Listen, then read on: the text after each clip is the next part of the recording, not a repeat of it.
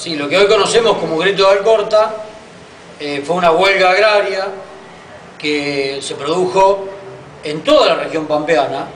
pero que tuvo su epicentro, por decirlo de algún modo, en la localidad de Alcorta,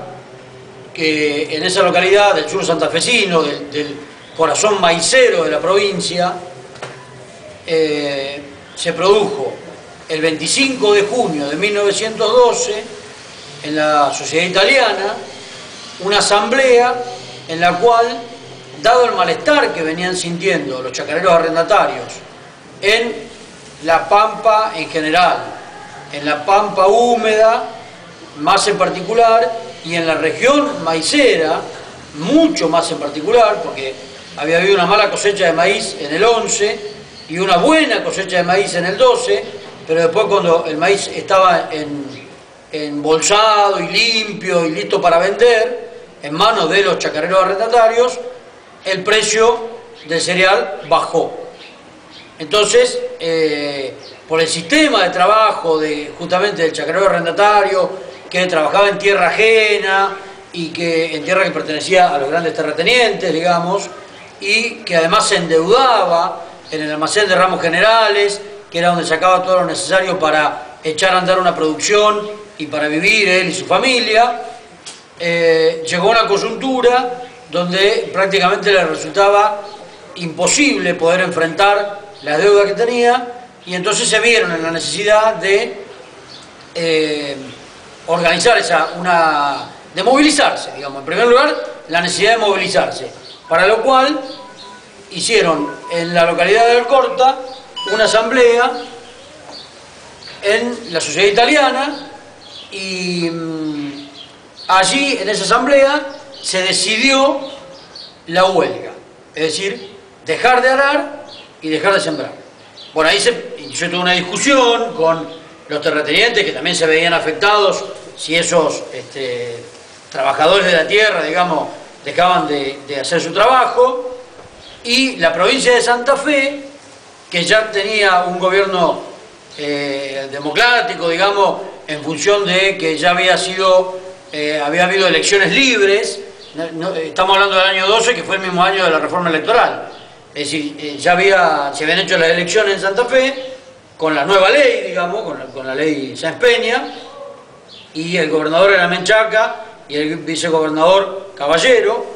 Los terratenientes le pidieron que reprima a los trabajadores en huelga, digamos. Y la provincia, en cambio de eso, mandó una comisión investigadora, puso al propio vicegobernador a cargo de esa comisión, Caballero, junto con otros miembros, digamos, algunos que habían tenido experiencia en Secretaría o Ministerio de Agricultura, y bueno, algún diputado también, y se llegó a un acuerdo para bajar los porcentajes de la producción, que eran lo que se pagaban en concepto de arrendamiento al dueño de las tierras. Pero fundamentalmente se inauguró una especie de recomendación y algo que marcó un umbral, digamos, un antes y un después del Grito de Alcorta, en el sentido de el trato hacia el chacarero arrendatario, en el sentido de extender o por lo menos cumplir con lo que decía la cláusula del contrato, que era que los contratos tenían que ser de 3 años de duración, y no atenerse ya a una letra más chica que había por ahí, que permitía que el terrateniente, si quería, al año le podía pedir la tierra al chacarero, ¿no? Es decir, cumplir con eso, que de todas las razones que llevan al Grito de Alcorta, una muy principal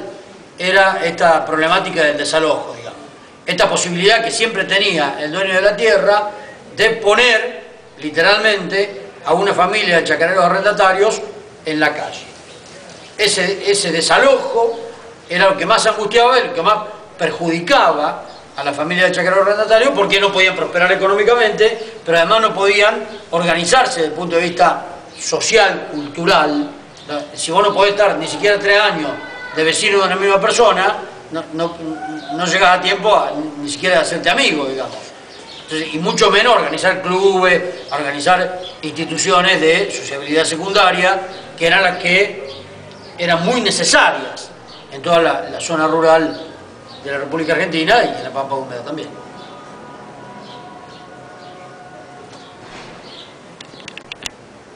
Hablando de organización y de esta organización social, cultural, que es muy necesaria para todos y en todo momento de la historia, ¿no? Y de la vida. Y algo que de alguna manera también